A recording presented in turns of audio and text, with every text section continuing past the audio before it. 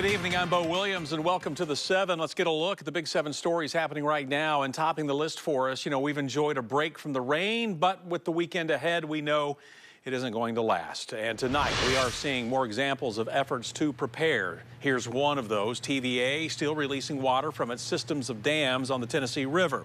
You're looking at the Wilson Dam just across the state line in North Alabama.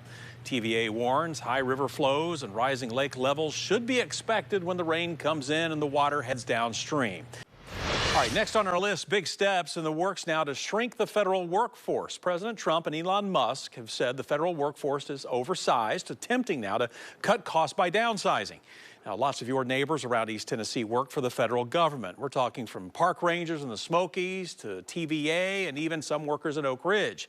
Employees have begun now receiving layoff notices. 770 probationary employees with the National Park Services have already received letters. The chair of the executive committee of the Coalition to Protect America's National Parks, Phil Francis, says this is not the first time in recent years that park staff have been exposed to job cuts.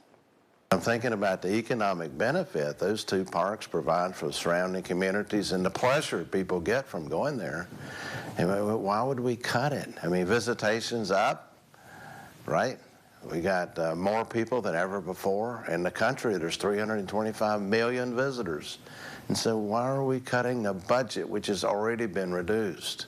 Doesn't make sense. Doesn't make good business sense. Cuts could also impact a number of other agencies, including the Department of Education and the Department of Veterans Affairs. Next on our list, a big update on a case involving the murder of a woman's 2-year-old daughter.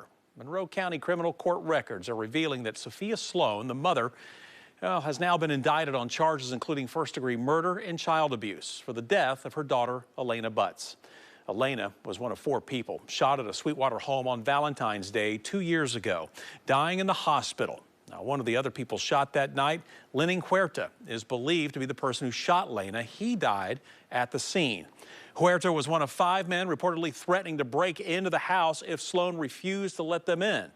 Police say Sloan struck the men with a metal tent pole several times, leading to the shooting. Sloan is now scheduled to be in court next month. Next, a big development on a Pigeon Forge case involving the shooting of a 15-year-old. The man accused has now been convicted of first-degree murder.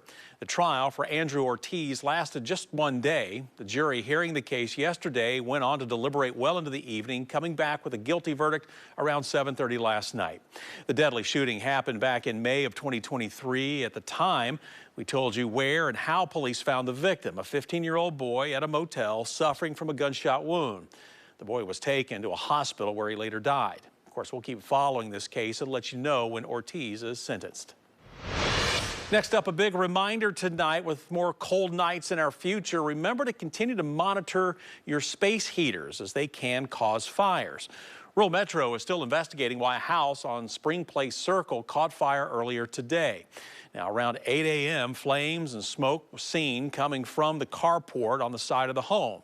Crews were able to stop the fire from spreading. Everyone inside the home was outside when Rural Metro arrived, except a pet, which was rescued. And while it's not certain what caused the fire, Rural Metro gave us this warning on portable space heaters. The department says to remember to always turn portable space heaters off when leaving your house, keep away from flammable items, and always plug directly into the wall outlet.